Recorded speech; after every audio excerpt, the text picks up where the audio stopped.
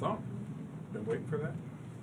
It was nice to open it up a little bit and score some runs. That was good. We still made it interesting, though. So. Okay, let's go there. I mean, how much of a concern Danny has struggled here?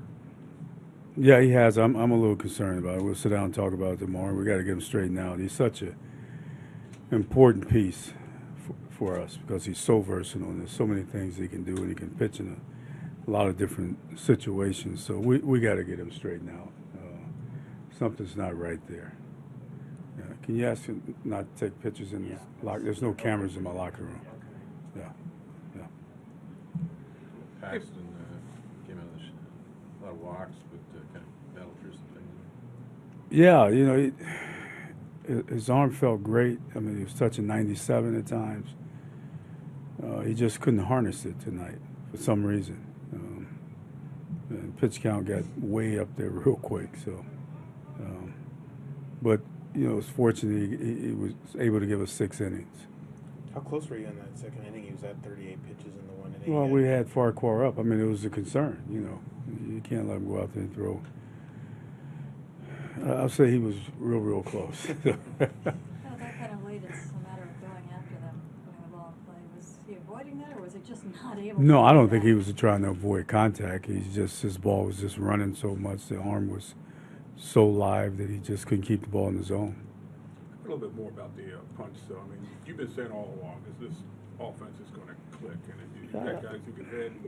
And I believe that. I mean, talent will play in this league because you play 162 games. You're going to have spots where you have a little luck here or bad luck there, but in the end, talent will play out, and we have talent on this club, and we have guys with track records, and I believe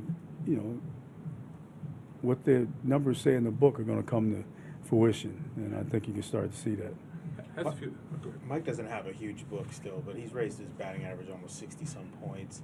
He had the 0-2 hit on the curveball and the 2 homers. I mean, what are you seeing from him right now? Well, listen, he's not we know he's not a polished 300 hitter, but he's not a 150 hitter either.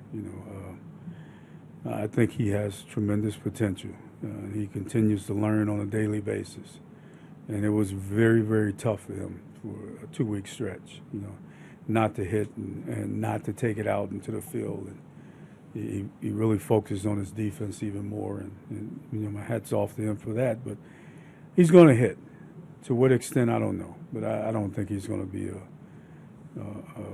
170 hitter, his career. I think he'll be okay.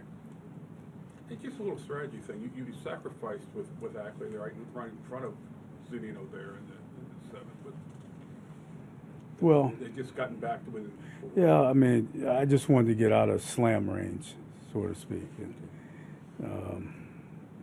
Skipper told me that a long time ago. He's probably listening tonight. So, anytime you can get away from a bases loaded tie, then you try to do it. And I thought that was a big one to pick up. And obviously, he hit the home run. That was even bigger.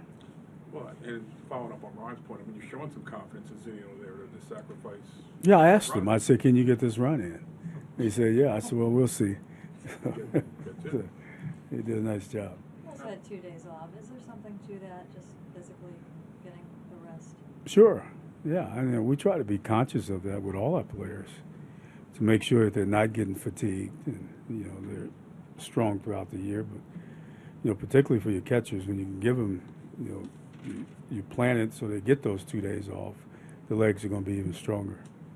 Not a bad grab by Ackley out there on the warning track either, right? He did a great job. I mean, that was a fantastic play. Yeah.